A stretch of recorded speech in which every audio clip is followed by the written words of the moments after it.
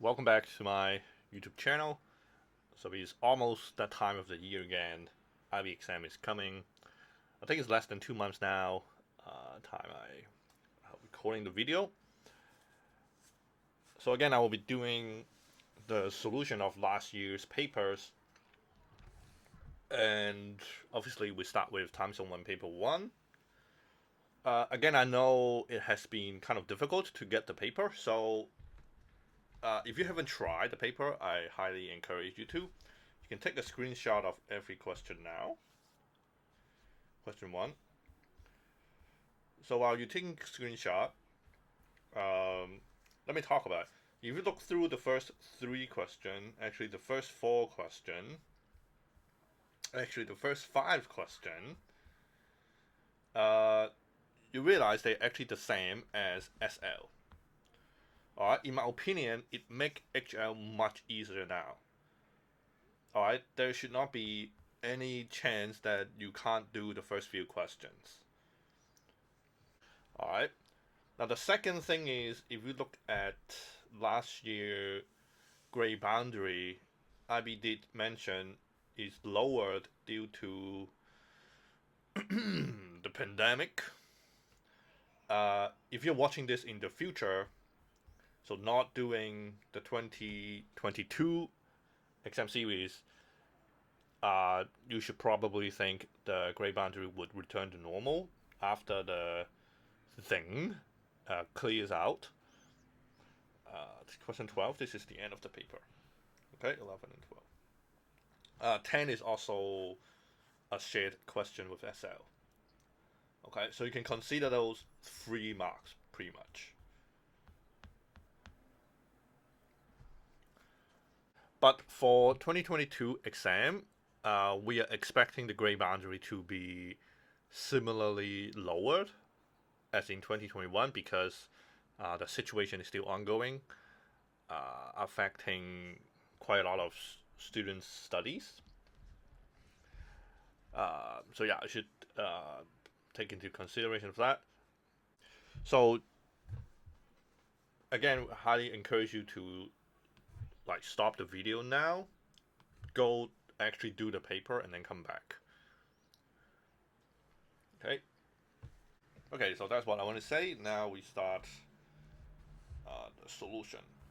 So let's go really fast on the first question. It's super easy.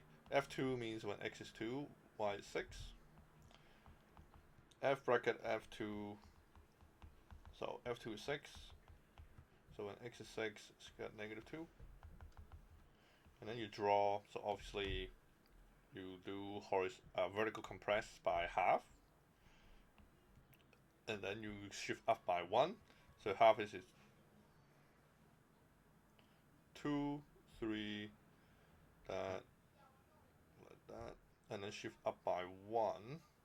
So like this. Like something like that. Okay.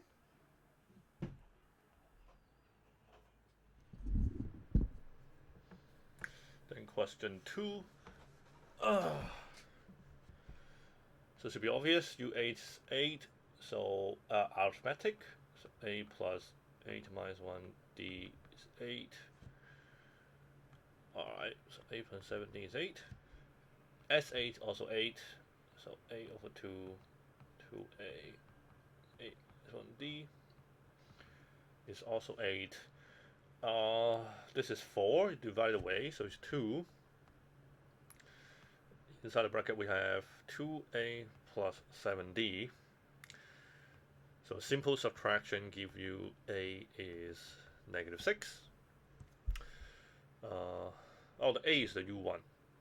Alright, I usually use a for u1, but realize for IB, the booklet, when they give it to you, they write u1 instead of a.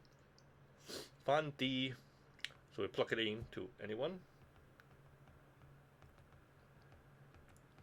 What, 14, 2. Alright.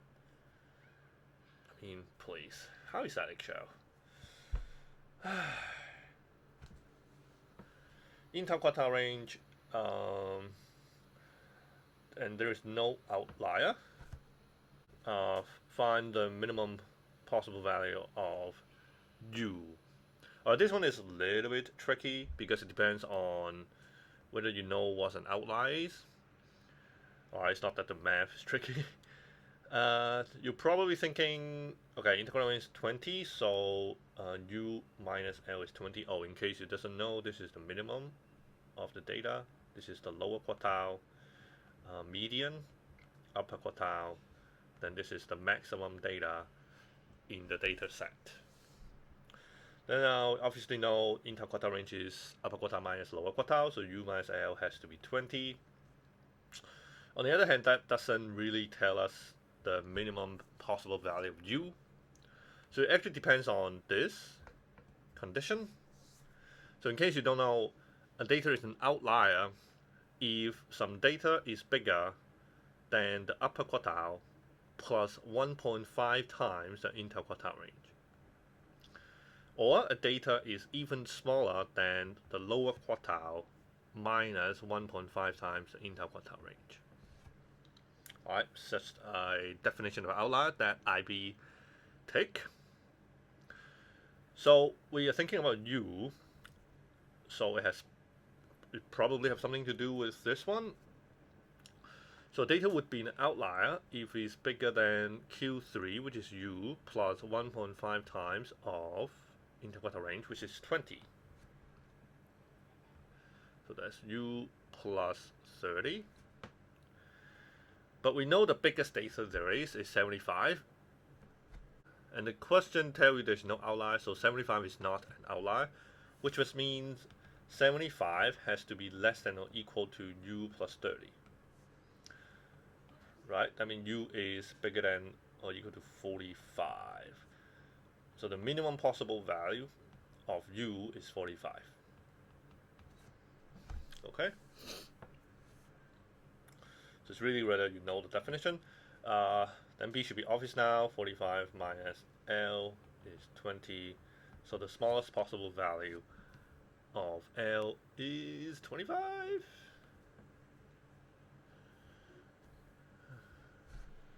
This one is also a little bit tricky. But again, this is a question that also occurred in the SL paper, so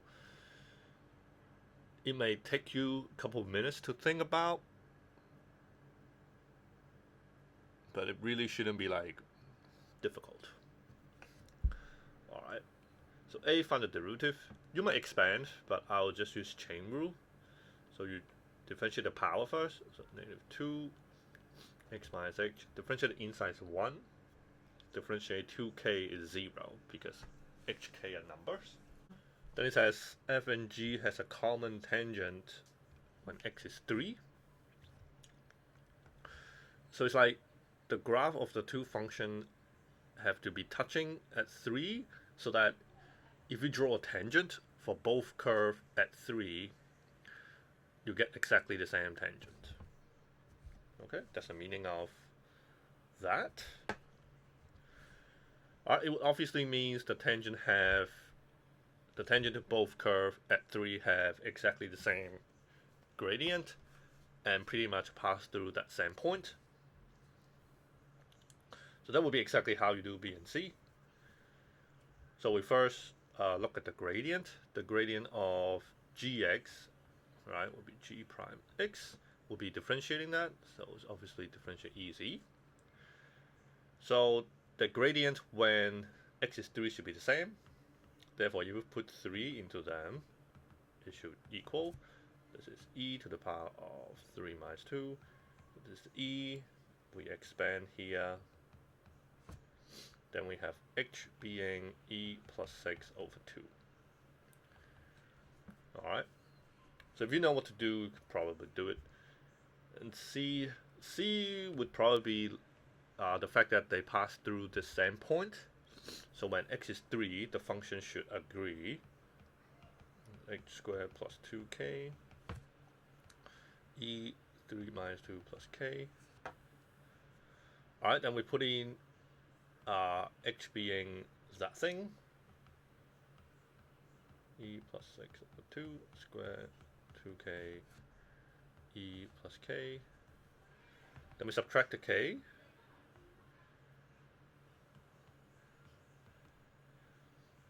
Here we do what? Get a common denominator, 6 minus e minus 6. Be careful with the negative, right? So we have, so 6 cancel out, negative e over 2 squared, so that's e squared over 4. Are we looking for k? Yeah, we're looking for k, so that's it. Okay, that's exactly what they want.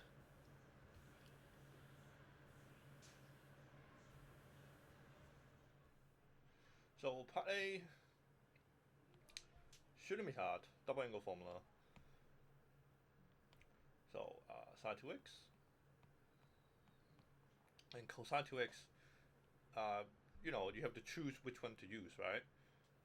I think the clue is pretty obvious. You want to choose the one that would cancel out this minus one, right? That would mean you just choose the 1 minus 2 sine squared x, because then you have 1 minus 1, so they're gone. And then it should be obvious that a simple factorizing would do the job. Again, this is question shared with SL, so shouldn't even be difficult. Then B. So obviously this part will use part A.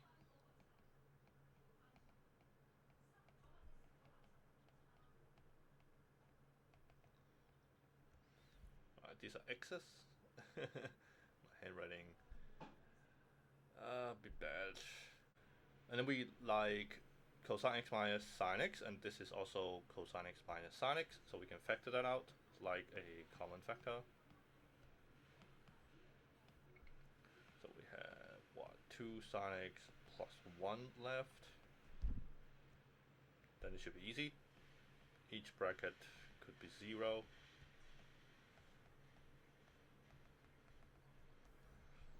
Then this becomes tangent, being 1, right? Tangent is 1, x is what? 45? We're using radian, So 45 is pi over 4. Obviously, there could be another answer. So the end answer, you probably have your own way.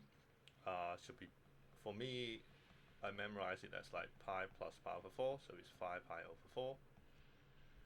And for this side, half should be, if it's positive half, is 60, right? 30, sorry, 30 pi over 6. So this should be pi plus pi over 6, or 2 pi minus pi over 6 for it to be negative. So it's 7 pi over 6, or 11 pi over 6. Okay, should not be difficult at all. This one, to be honest, other than the fact that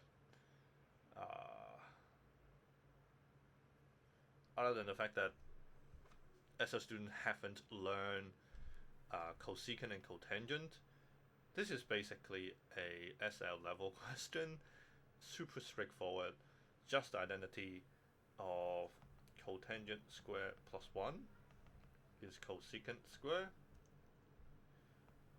So we know cotangent square plus 1 would equals to 3 over 2 squared. So 9 over 4 minus 1 is cotangent square, which is 5 over 4.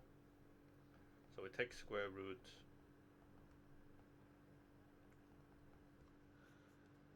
Alright, but the angle is between, it says the angle is between 90 to 270.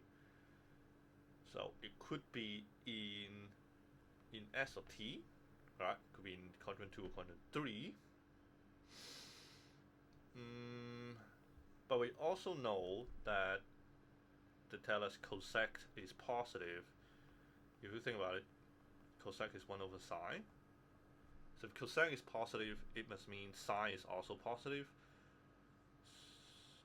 So in these two quadrants, sine could only be positive in quadrant 2. That means theta must have been in quadrant 2, which means tangent would be negative, which means cotangent would also be negative. Okay, how many marks is that? 4. Okay, fair. And this one, finally something worthy of HL. Right, you wouldn't expect an SL student to be close to doing this. So, of course, the idea is conjugate roots. If you have one complex root, the conjugate is also a root. So we instantly know all 4 of the roots. Then obviously you can pretty much find out everything. One usual way would be you can basically form the quadratic equation, because if a plus bi is a root, then z minus, the z is basically doing the job of x, but usually x is for real number, z is for complex number. Really doesn't matter. If a plus b is a root, then z minus a root is a factor of the polynomial having that root. So z minus each of them would be all 4 of the factor, which means if you expand this whole thing, you should get, make it equal to 0, you should get this original equation. Then your job is to expand them. Since the roots are conjugate roots, after you expand everything, all the I should be gone. Then you can simply compare the coefficients to find out a and b. But I guess the easier way would be using sum of root product of roots. Right? Sum of roots. Sum of root we know are negative b over a. So in this case is negative 4 over 1. But equal to the sum of this. But when you add them up, the I part cancel out. So we have 2a plus 2b. So 2a plus 2b is negative 4. And then product of root. So you should know product of root is the last coefficient over a. So it's 400 over 1. Except it could be negative or positive. The trick is the b is always negative. So b is always negative. Then it alternates. So it's negative, then positive, negative, positive. So this one is positive. So it's positive 400. This would be the products of the root, so you multiply them all. Again though, since they are conjugates, if you multiply them out, the I would go away. So this multiply out is a squared plus b squared.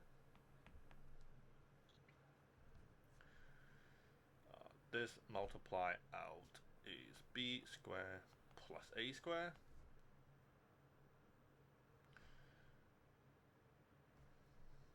So a squared plus b squared squared is 400. Maybe a real number? Okay. I'm not sure if I'm getting real. Oh, yeah, of course. Root 40 is 20. Since the real has to be positive, you have a square plus a square. So a plus b is 20, but from here, a plus b is negative 2. So a plus b is negative 2. You square that, you get a plus b squared is 4. It's not the best way. Maybe not. Maybe we'll do a simple substitution. A plus b is negative 2, so b is negative 2 minus a. So we put it into here. 20 is a squared plus negative 2 minus a squared. So this is 4 plus 4a plus a squared. So it's 2a squared plus 4a minus 16.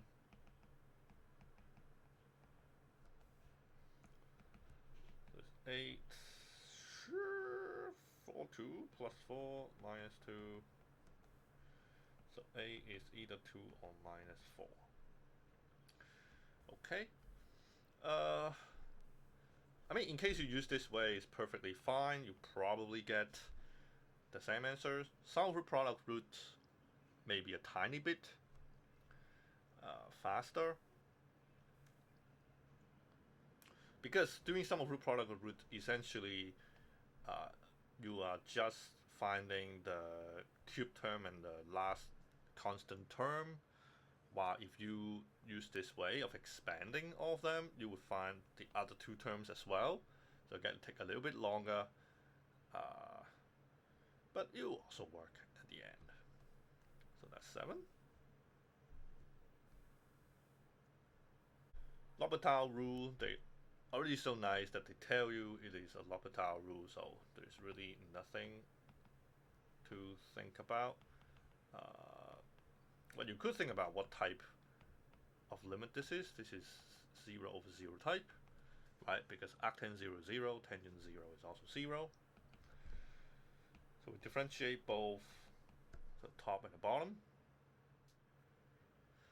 I'm not the most familiar with differentiate arctan, so I'll need the formal booklet. Differentiate arctan is 1 over 1 plus x squared times chain rule, so differentiate the inside, get a 2. Differentiate tangent, I believe is secant square. 3x chain rule. Is differentiate tangent secant square? Yeah. Okay.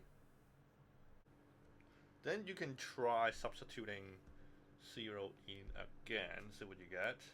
If we sub in 0, this part is 0, so we have 1 over 1 times 2, so 1 over 1 times 2. The bottom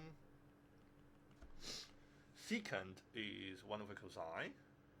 1 over cosine. Cosine 0 is 1. So again, that's 1 over 1 times 3. Oh, so we get 2/3. Oh, then that would be it. That would be the limit.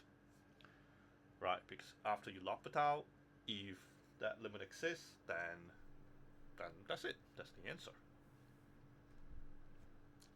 I'm not sure if this is even worth 5 mark. I mean, have they not say use L'Hopital rule? Maybe. Come on.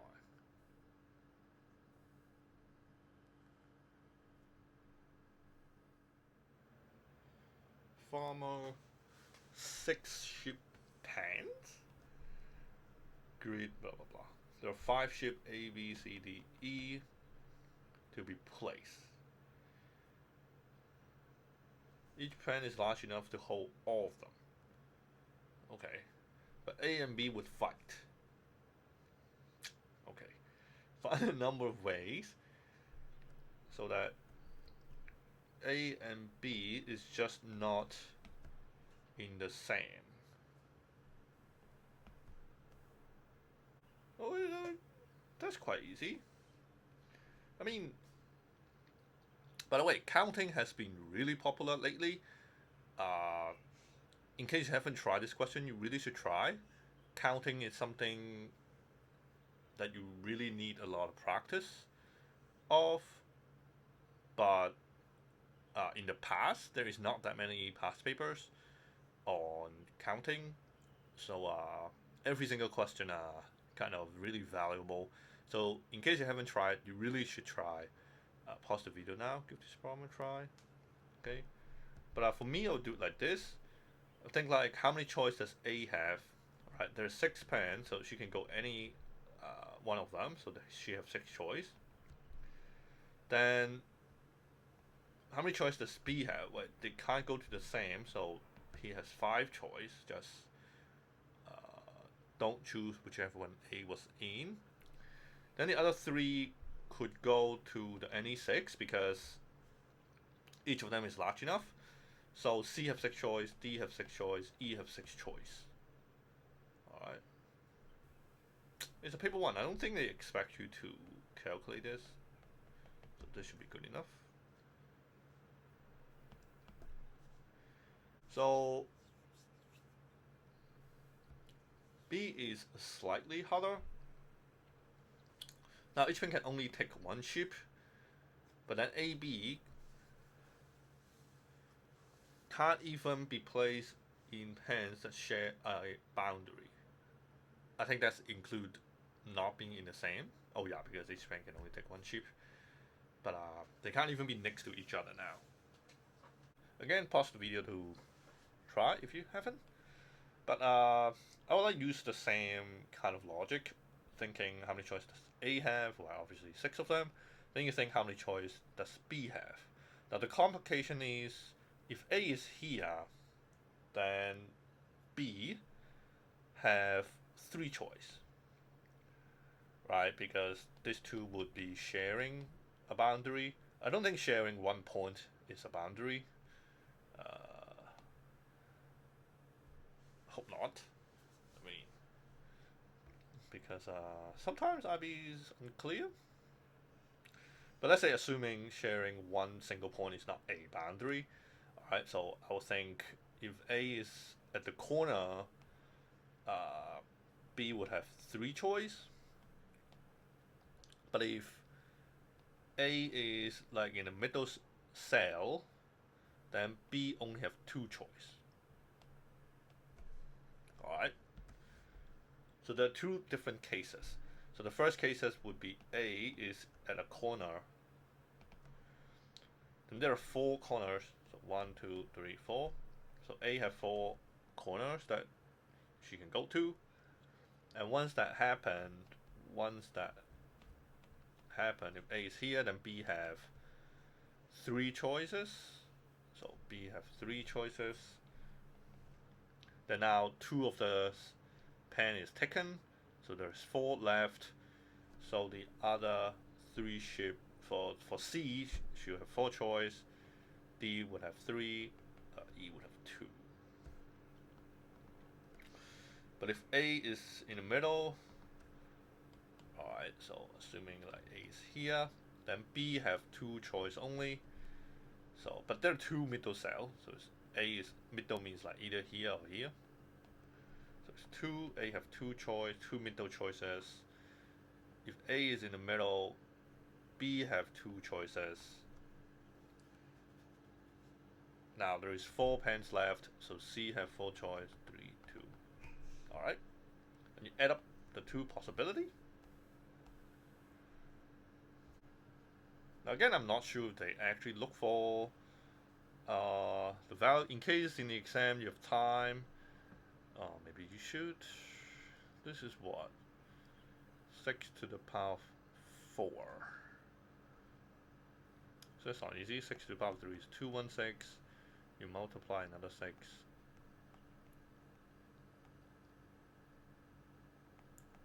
Then you multiply a 5. 3, 8, 5, 6. Hope I got that right. I don't know. My arithmetic's not that good.